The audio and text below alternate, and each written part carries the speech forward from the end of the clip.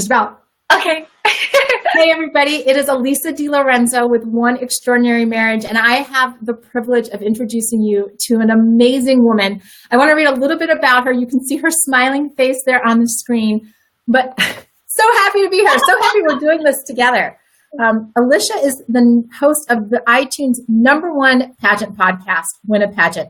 She is the creator of the Pageant Interview Game Plan, which sounds a lot like being intentional about how to win at pageants. It's a 4-week online course to help women gain confidence in their pageant interview. Throughout her career, she has been a college professor, international spokesperson, TV host, and fitness model. She is now a pageant coach, host, and professional speaker. She lives here in San Diego with her husband, Randy, and their beautiful view of the ocean. I've seen their view. It's incredible. Alycia, welcome. Thank you so much, Alycia. This is awesome. I am thrilled to be talking marriage. This is going to be so fun. Yeah, I love this. And just so for those of you that are just tuning in, and there's a place for you to write comments or questions. If you've got those, we'll be able to see those. But Alycia and I met over the last year, really through our husbands. Yes. Thank goodness for husbands and for church. And so we met, and I started hearing about all of these things that you've done. Right? I read just a brief bit of them in the bio, and then you released this new book. Yeah. What's been out? Maybe a month now? Yeah, actually, no, only a few weeks. Only a few weeks. Growth and Grace. It was originally released just in Kindle format, and now it's got paperback as well. So I love seeing it in your hands because I got the Kindle. Me too. I'm like, I got the Kindle, but Beauty, Truth, and Grace it's more than just a pageant book. Yeah. And I love that you're talking about winning on stage and in life. Because one of the things I want to share with folks is that no matter where you are in your marriage, so many people are like, oh, well, read this marriage book and read this marriage book. And you all know that I just released Called to Love. So I would love for you to read. Got that one too. Had it handy. But the reason I wanted to spend time with Alycia today is because I think so often those of us that are, going through situations in our marriage or whatever, we get into like all of the marriage books, right? And you can go to Barnes & Noble, you can click on Amazon, you can just be almost overwhelmed at what there is to see in the marriage world. And yet, there are so many treasures if we just step outside kind of the self-help marriage world. Mm-hmm. And that's why Alicia's smiling face is right here with us today, because Beauty, Truth, and Grace, like I picked it up because she's a friend. That was the first reason I picked it up. I'm like, she's got a new book, I'm going to pick it up. But then I started reading it, and there were so many gems, guys, so many gems that we can bring into our marriage that, to show up and win a pageant, there's a lot of intentionality that goes into it. Because, Alycia, how long was your career in the pageant world? I was thinking, right before we jumped on, I think I said it's been over 10 now, but actually I started competing when I was 18. That was my very first pageant ever. And then I didn't start winning until I was 20.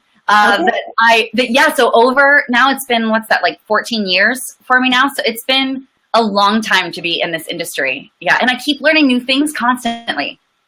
Well, and I know there are some people who are like, wait, she started when she was 18. She looks like she's 22 now. So yeah. Why, thank you. But what I learned in reading your book is that there's so much that happens behind the scenes in the pageant world. It's not just walk across, put the pretty smile on, and get the crown. That's right. Absolutely. Yes. In fact, you posted something, I think it was yesterday, about the difference between planning a wedding and living a marriage. And same is true in pageantry. So in pageantry, what we see as an audience member is all of the beautiful gowns and the beautiful hair and gorgeous makeup and all of the stage.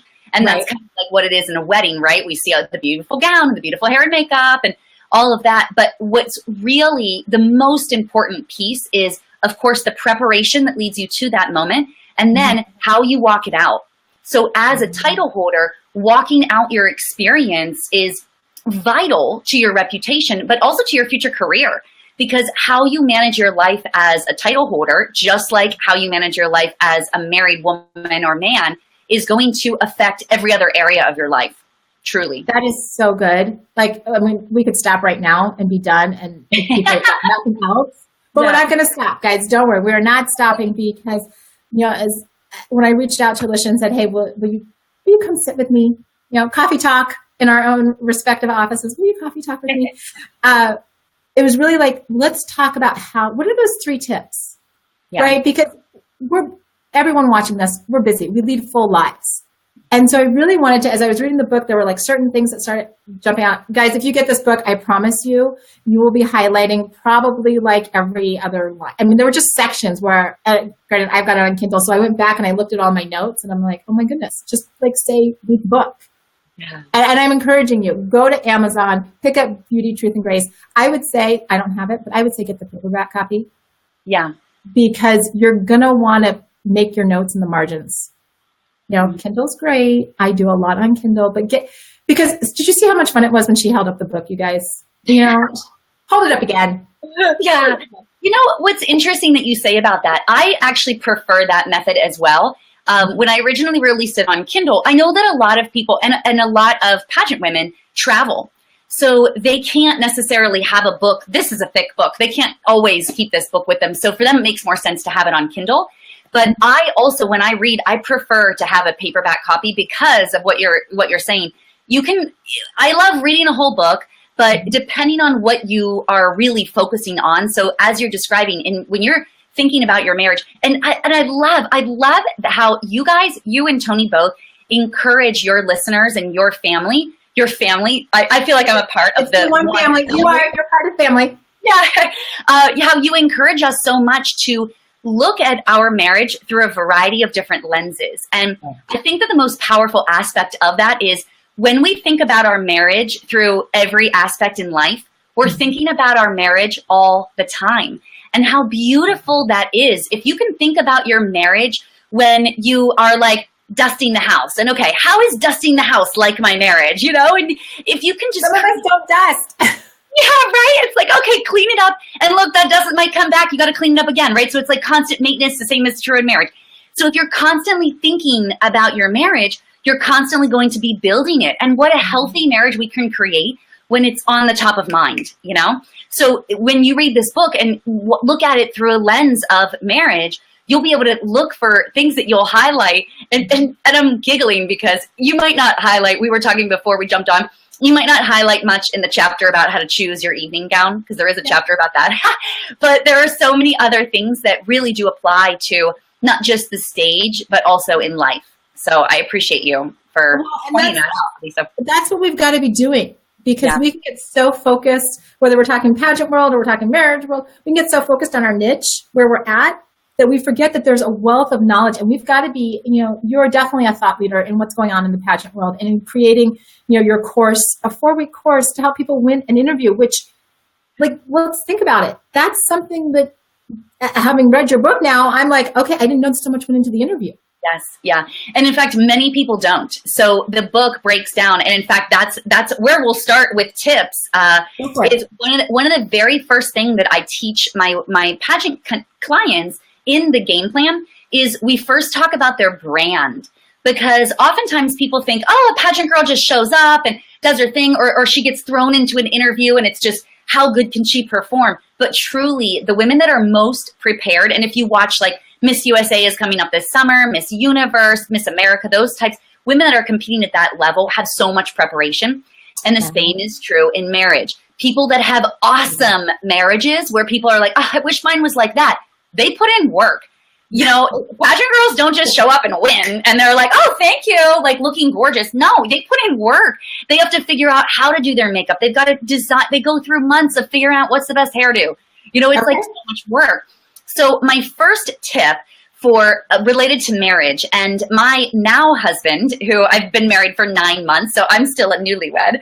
We want to be newlyweds forever. We're like, can we live in this state? We absolutely think it's spectacular, and I know that we will, because we're setting ourselves up for that. Thanks to you guys too with your podcast. So we started very early on with understanding who we were and what was our brand. So in pageantry, I lead my girls through an exercise of core values. And what's interesting is this exercise did not start with pageantry, and now I'm blending it to marriage. We actually started this in our marriage when Randy and I were first dating. I think actually we did this maybe even almost a year and a half ago before we were married. Okay. We did a core values exercise. And so we're like, okay, what do we stand for? Like, who are we as a couple? What do we want to be known for? And we were instructed to create 5. We ended up with 6. But our core values that we stand by, and that has led us to design our brand. So, for example, one of our core values is adventure. And we love adventure, but we also view the challenges that we experience as an adventure. So when we come up against something, we're like, okay, we gotta, it's a totally different framework, right? So if you're seeing something as challenging, then it's like, oh, you kind of get overwhelmed with fear. Yeah. And you just want to shrink back. But when it's an adventure, all of a sudden you're like, you want to put on your hiking boots. You're like, all right, jump on the bike. Like, let's do this, you know? Yes. And so with pageant women, when they are identifying what their brand is, it's allowing them to understand, to view their circumstances through a new lens, but also it helps to draw the line. So another one of our core values is expressive. And we see that as something that we do on a daily basis. We want to express where we're at, and we want to just be able to check in with one another. And that helps us to draw the line of what's okay, what's not okay. So silent treatment is not okay. In our marriage, silent treatment is not okay because our core value is expressive. Right. So, core values, exercises, and designing your marriage brand. What do you want to be known for? Like, what do you stand for? So important. And because we're friends, I will share with the audience that these two take that adventure core value like beyond, which I love. Being a friend of yours, I love seeing that because it makes it so real how important your core values are to you. And, you know, the expressive core value and taking that and saying, you know what, we're not going to do the silent treatment. And, you know, it doesn't matter whether you've been married 9 months or 19 years. You can identify those core values. You can, you know, take that whole concept of creating your marriage brand and having your core values. And it doesn't matter where you are. We have a core values worksheet under the One Extraordinary Marriage family, and I'll put it in the comments below. But, you know, we did that because we realized, and this was before I even knew anything about pageants and branding, but that if you have those core values, then everything that you do bounces off of that. So you're not just reacting like a pageant contestant might, where it's like, oh, I've got this question. What do I do with this? It's like, no, if that has to bounce off of my core values and who I am and what my brand is, then this is what my answer, and it's going to create consistency, right? Which makes it easy, I would think, in the pageant world, right? If you know, then that's just one less stressor that you have. Oh yeah, 100%. And consistency is reliability, right? So when we know that something is consistent, whether it is in the pageant world, when you feel the girl's presence, she walks out onto stage and you are like, yes. And you, as a judge, you can just feel who she is and all of that comes through. And then she leaves stage and the other girls come. When that woman comes back, you're like, yes, okay, you pick it up again. You feel her energy again. That's what makes winners. And in the marriage realm, the same is true with our partner. You know, we want them to be consistent. Not that we want them to always be the same. We still want them to grow and develop and be somebody new all the time and constantly evolving, because that's what we're designed to do. But we do want them to show up with consistency. So when you show up with consistency in your core values, you come to be relied on even by your spouse, you know? That's so good. Yeah. So good. And I love that you took that from your marriage and you brought it into your pageant world. Yeah. Isn't that great? And you know, I'd always known in pageant land, we often talk about branding, but it can be very confusing because no one really knows. And in pageant land, it's like a lot of people who don't fully understand what goes into all of the preparation. It's in pageantry, a lot of times they think that it matters so much what you look like or which hand you have on your hip and, you know, these cuckoo things that it's like, those are so cosmetic, that doesn't matter. Right. Truly so much deeper than that. And so if you're new to pageantry, you might look at the girls and think it does matter which hand's on the hip, but really it comes down to more about knowing your brand. So when I was trying to explain to my clients about branding, this exercise made so much sense for them. It's not about you wear the same color every day or whatever, you know, it's like, it's really just goes so much deeper than that. So this is in chapter 5, actually, of the book. So the way that the book is organized is in how you would prepare for a pageant. So it's from the very beginning about what questions you should ask and what you should even ask of yourself to know whether or not you're even ready to compete in a pageant. which of course relates to marriage, because before you even commit to that, you've got to ask questions of yourself and of your potential spouse. Like, okay, are we on the same page? Every decision that we make together as a couple, we do that, So then it walks you through. So this chapter 5, it talks about interview, and that's my specialty, is pageant interview. And coming down to the brand is just so helpful in that place. Well, and I hope all of you that are listening to, taking away from that is that what we do and our relationships are so intertwined, right? So here was a situation where Alicia's looking at, how do I make this easier for my clients, taking something that she works in her marriage, but also taking what, is necessary in pageantry, having a brand and bringing that into the marriage. So it's so important wherever you are and whatever you do that you look at, where are the cross applications? Mm-hmm. It's not just a one-way street. So I want to hit on something else, because coming out of branding, part of that is also just being true and knowing your truth, knowing who the two of you are. And I think that comes out of the branding, but you actually identified it as know your truth as a team. Yeah, totally. Yeah. So I found that, so in pageantry, as you can imagine, there's maybe 20 or 50 or 100 gorgeous women, all of them stunning, all of them put time into their outfits. So they love themselves. They like what they're rocking. They've got the best of everything. They got some tall shoes. They just look stunning. So as a contestant, when you show up to that orientation or pageant week and you look around the room, all of a sudden you instantly you're like, oh, am I perfect? And you start judging yourselves and all this comparison happens and stuff. Wow. And when you're in that space, it's really easy to jump on the slippery slope of believing other people's lies. So someone else might say something like, it looks like I've seen that dress before. And you're like, oh no, did she see this dress before? Oh, what about, and we start going crazy in our brains. Yeah. So what's so vital is to know your truth as an individual. If you know your truth and you know what you stand for and you know what God says about you as a human, then no matter what anybody else says, it doesn't matter. You just let it roll, because you're like, okay, yeah, whatever. And you won't buy it. So the same is true in marriage. When we know our truth as our team, with you and your spouse, as a team, when you know what is going on with that other person, and you know what your values are, and you know what you're up to this weekend or whatever, then no one will be able to shove you off of that stance. And so knowing your truth is just absolutely vital, because it really can, it helps you to avoid all of the gossip.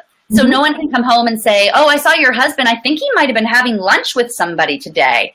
And you might, oh no, oh my gosh, is my husband cheating on me? Right. And we go crazy in our brain. But when you know your truth, you're like, no, he wasn't. I'm sure you saw someone else.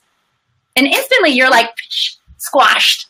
Right. Or let's say he was having lunch with someone, but he had already told you, I'm having lunch at, I'm going to be at, wherever, and I'm having lunch with Susie Smith, who happens to be the rep for this company. And you're like, yes, you did actually have, that was him that you saw. We're good.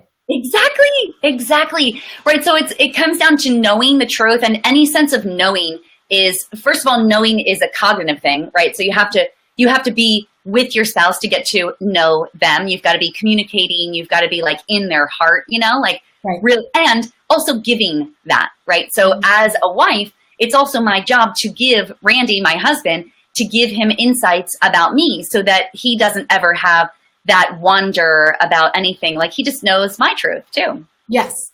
And I love that, because it really gets at the heart of the communication between a husband and a wife. So important. Right? Drastically important. Yes. That when you know your truth and you're able to convey that, because so often what happens is maybe we know it up here. Yeah. But what I've learned in 20 plus years of marriage with Tony is that there's a lot of stuff that is happening up here that if it doesn't come out right here, it's amazing how little Tony knows. It's not his fault. It's completely on me because I haven't shared that truth. Yeah. Right. And so what I'm hearing you say is that once you know this, the communication part of it, to convey that back and forth. Absolutely. So, now, there's a story that goes along with this. There was something about judges' lunch, serving judges' lunch. Yes. So in pageantry, when you go to compete for a pageant, one of the things that the director or the producer of the pageant that owns the pageant, one of the things they try to really do is keep the judges away from the contestants as much as possible, with the exception of just the time that they're competing. So it's in order to make sure that they're not biased. So during one pageant that I competed in, I'd been competing in other pageants for a while, so I'd had relationships with other pageant directors. So this one pageant in particular, I showed up, I did a slamming job, if I might say so myself, won the pageant, had a wonderful day, 2, 3 days of celebration. And then I saw that my name came up on a message board, which is like the gossip, message boards are sort of like the gossip TV. Oh, yes. Somebody anonymously had left a lie there that said that Alycia only won because she served the judges lunch. And I was like, what? I did what? So I thought it was like the cuckooest thing ever. Well, what hurt the most was that some of the people that I'd worked with in the past believed that. They believed oh my gosh, Alycia really did serve them lunch. Oh no. And they all got cuckoo. So I ended up calling them and telling them, listen, you know my heart. You know that I wouldn't be trying to break the rules of pageantry and be, spending extra time with the judges or something. Of course, in the back of my mind, I'm thinking, if I spent that much time with the judges, they would have either known that they loved me or hated me. So good thing I won, Yeah. But the point is, it didn't happen. And it didn't throw me off my center because I knew my truth and I was able to stand in my values that that it would never be something, I wouldn't break the rules like that. And I know that about me. So when I called some of the women that, kind of felt like, oh no, maybe she did do this. And I cleared my name, listen, that wouldn't be my heart. That's not, and they said, you're right. Why we're silly why did we even go there? And oftentimes that could easily happen with a spouse. They get wrong information. You got to clear it up. And that's what because as you're telling that story, I'm thinking, this is what more and more husbands and wives need to do with each other. When that lie, when that doubt, when something comes across, be it, something pops up on social media or an email or a phone call, let's go right back and address it head on. Because you could have allowed that to spin and, just turn into this crazy tornado of, bad reputation, everything going on there. And instead you're like, I'm going to pick up the phone. And I'm just going to take action. We're going to resolve this. And that's walking in your values and, integrity and, even the adventure part of it of saying, and this was before Randy and the adventure values, but just saying, you know what, I'm just facing these things head on. I'm not going to be defeated. I'm not going to be, shamed or anything this is who I am and I'm going to address it. Same skill set comes into marriage. That's right.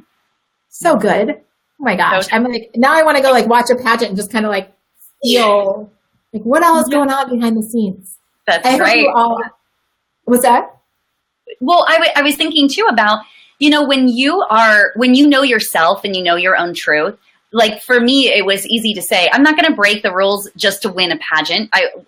That's so far outside of who I am as a human, and integrity. Whereas I know that the reason people believe things like that is because some people would do that, unfortunately, that those personalities do exist. However, it's not of me. So when I was able to address the issue, it's not I had to convince them. I had to prove. It was just, I had to say it. Hey, look, listen, remember, you know me, you know my values. I would never do such a thing. And then they're like, you're right. I'm sorry. And that's definitely how I communicate with Randy. Yeah. If I do something and he's like, why did you do it like that? Then I have to say, listen, you know me, you know my values, and that was not my intention, or that's not what really happened. And then it's like, you're right. So again, know your truth.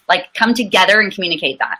Absolutely. And you guys take these tips. This was out of chapter.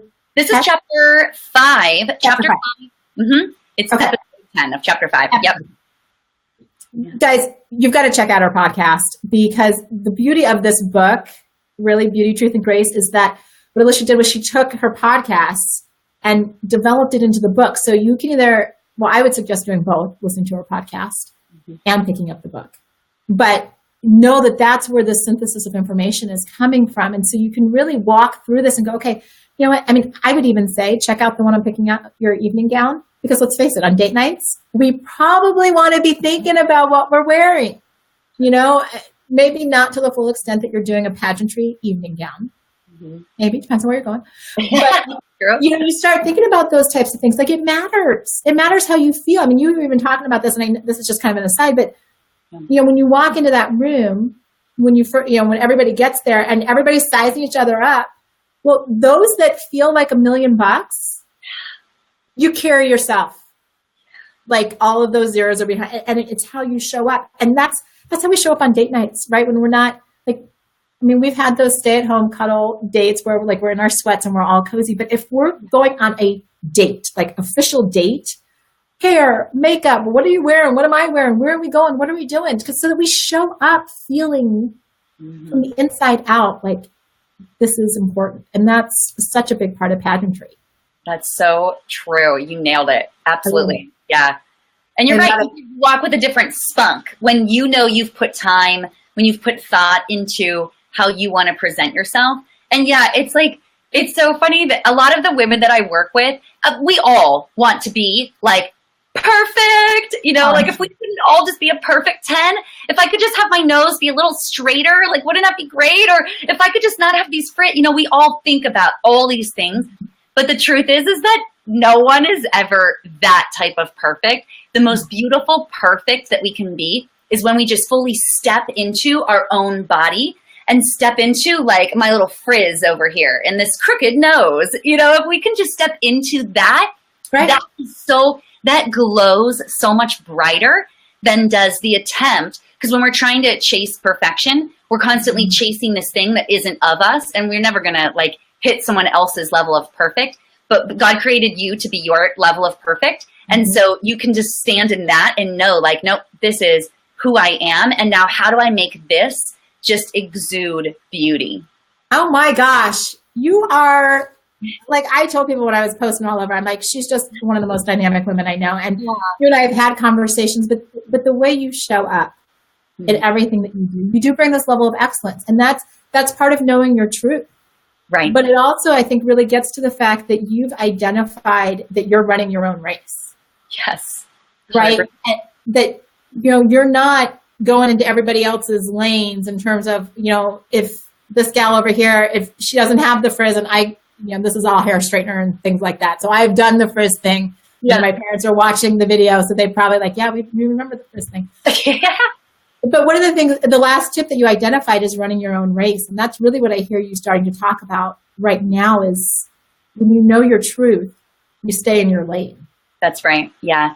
Yeah. Oftentimes, so thoroughbreds, Alycia, have you guys been to Del Mar to the races yet? Horse racing? Oh man, you got to go sometime. It's so, we've only gone once before, but I've never been on opening day. I want to go sometime. Anyway, thoroughbreds and everything. Yeah. I know, exactly. Yeah. Exactly. We've got to do it. Okay. So thoroughbreds run their own race. And by that, no thoroughbred horse is running and then looking over their shoulder like, oh, is the other horse chasing me? Like, that would never happen, right? They've got blinders on. They just see their goal and they go for it, okay? In pageantry, oftentimes what happens is women see their goal and they get all excited about it and they're chasing it and they're going after it, and then they show up to the pageant itself because, you know, they're preparing for 6 months in advance of a pageant and they're doing great when they're all alone. Yeah. And then all of a sudden they show up, here's all these other gorgeous women, and now all of a sudden they're comparing themselves to everyone else. Oh, well, she did that with her platform, and oh, I wish I wore those shoes instead, and oh, about this. And it's like, you got to forget all of that. You have to stay focused on your own race. What's your goal? What are you after? And the same thing happens in marriage. Because when we are not running our own race, when you and your spouse get together and you start comparing yourself to the Joneses and to these people and these people and these people. Now, granted, we do need to gain wisdom from others. Like, there's so much wisdom in having mentors and having those that have gone before us. That's why I love your podcast, because I feel like you guys are already so far in the marriage zone that we are like way behind you guys. Yeah. But so cool to get that knowledge and be like, oh, okay, so that's how it's done. Oh, okay, so that's how you're giving us so many tools. But that's different than trying to do what other people are. I want their marriage. Right. Oh, I just want to have their, he takes her traveling all the time. And my husband never takes me traveling. Yes. Right? Like, this is not running your own race. If you are truly, truly running at the top of your game, like a thoroughbred, right? If you just got it together, you're going to run your own race. Don't be looking around trying to hop onto someone else's lane and do what they're doing. You know, you've got to really stick to your plan, your goal, your vision for your marriage. And that's, again, why communication and branding is so important, because if you don't have a target, then the two of you are like, where are we going? I don't know, what are we doing today? You've got to really be on the same page so that the two of you can run that together and like walk that vision out. That is so good. And I've found, because Tony and I, for those of you that are hopping on here, Tony and I have been married over 20 years now. So we got married back in the dark ages before Facebook and Instagram and all forms of social media. I mean, we're so old that like we remember the, emailing back and forth to each other on our university computers. And so we did marriage without a lot of these things, right? I mean, like we could get together with our friends and now I see, I mean, and we're guilty of this too. We go out on date night and we'll post a picture of us or what we're doing. And so it's easy. Yeah. It's a lot easier now to get caught up in what everybody else is doing. And I love how you give us that image of the thoroughbreds with their blinders on. Yeah. Seeking wisdom, getting direction. I mean, they still have the jockey there who's, guiding them. Mm-hmm. It's his job to look around and kind of, see what else is going on. But the thoroughbred has one job, one mission, and that's to get to the finish line. And ultimately, that's our mission when it comes to marriage too, right? And the finish line is going to look different for each one of us. That's true. Right? Like Tony and I have been married 20 years. I expect that we've got at least another good 60 years. Like, oh yeah. I'm like, that'll put me somewhere around 100 and something. That's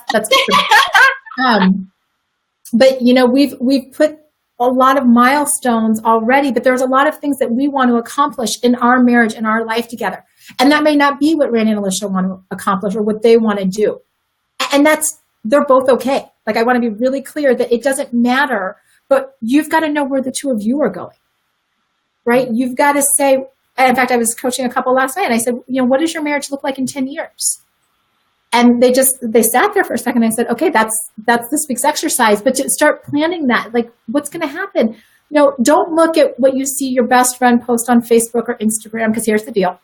We all know this, but it bears saying. Yeah. We only get the highlight reels on social media. Mm-hmm. Just like when we see a pageant, those of us that are in the audience have no idea. Like you mentioned, 6 months of preparation. Yeah. Okay. We watch the Miss America pageant. We get 2 hours condensed.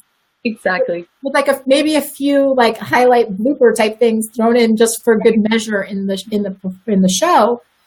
We don't see all of that. So like what you see on, okay, I have to share this. My parents are actually watching this, and my dad says, if you got married in the dark ages, we must be prehistoric. But it's one of those things where, if you're looking at what everybody else, and I posted on social media a few weeks ago about this, we look at everybody else's accomplishments, but so often we don't want to go through what they had to go through to get that breakthrough. Oh, yes. So true. We don't, just like the pageant winners, right? We don't know how many countless hours go into, with you specifically, practicing the interview. Yes, absolutely. Picking out a dress, figuring out which hairstyle am I going to, like what colors and how am I going to do this and where am I going to put that left arm? Yeah. Right? All of those, we only see the finished result. That's all you see on social media. Mm-hmm. That's half the time when you're talking with your girlfriends, you're only getting the highlight reels with them too, because we live in this world where we just kind of keep up all of these facades. Yeah. So you've got to say, you know what? Tony and I were running our own race. Randy and Alycia are running their own race. The two of you watching this, maybe there's only one of you watching this video right now. Run your race, right? Think of these tips. And I mean, seriously, pick up her book, guys, Beauty, Truth, and Grace. Get it on Amazon. Check out her podcast, because there's a wealth of information. And maybe some days you're like, yeah, maybe that's a little too much pageant today. Yeah. Okay. Yeah. But be open with whatever information you're consuming to really go, okay, how can I apply this to my marriage, right? If this is the most intimate relationship that I'm supposed to have, you know, and I mean, here we are, we're with Alycia. She's talking about how one of their desires in their marriage, and they're newlyweds, 9 months married, is that they stay in the honeymoon phase forever. Yes. Right. And so that's something that they're embracing. They're creating it right now, you guys. I've seen these two together. They are good friends of ours. You would think they got married yesterday, right? When you see them together, I mean, it's just that kind of dynamic, which is fabulous. But Alycia, tell folks where to find you. Yeah. So everything is housed at winapageant.com. And the book, if you need the direct link to the book, winapageant.com/book. It'll take you straight to Beauty, Truth, and Grace. All right. I'm typing that in. Awesome. Thank you. I hope if I could actually spell winapageant.com. I love what you said too, Alycia. You mentioned that, one of our goals is to always feel like newlyweds, but that's not just something that just is going to happen. And we do have to put in the work for that. So we create for ourselves. And in fact, it comes from your podcast, the things that you guys teach on there. And then we add in our own fun stuff too. But one of the things that we do regularly is we have a Valentine's Day every month. So we celebrate Valentine's Day every month. I always expect flowers because that's a part of our Valentine's Day. We eat chocolate on that day. We maybe do a trip, a weekend away or something like that. But really, or we just stay in. But the idea behind it is it's every single month to just celebrate our love. And in those times where we might feel a little bit distant, we know Valentine's Day is coming up in 2 weeks, so it's again, that's the level of work that we know is important to put in to get us to where we want to be 10 years from now, And I'm sure we'll learn so many more things too. I love that you're bringing that up.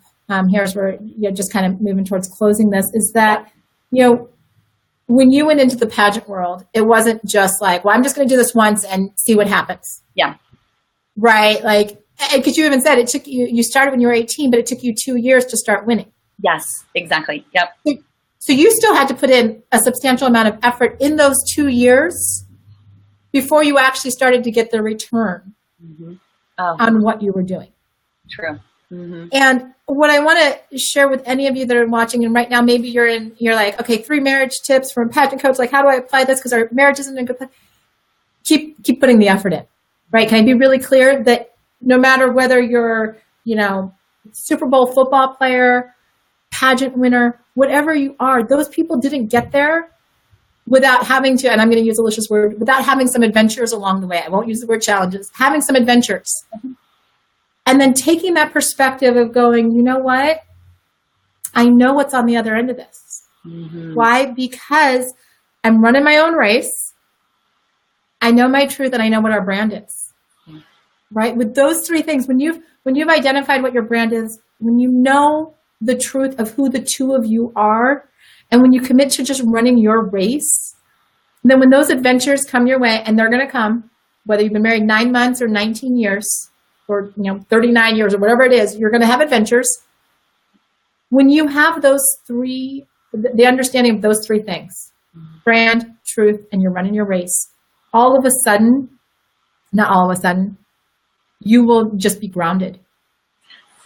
You're going to be able to do it. And so, Alycia, thank you. Oh my gosh, from the bottom of my heart, thank you for giving me and the audience your time. I'm so thrilled that we got the opportunity to connect, and make sure you pick up Beauty, Truth, and Grace by Alycia Zimnoch so that you can have it as another marriage resource. I think you're going to be surprised. I mean, she just gave you tiny little taste of the gems that are in there. But, thank you. I mean, there's just... Thanks, Alycia. I so appreciate this. Thank you for having me. Awesome. Take care, everybody, and catch next week's podcast. Bye-bye.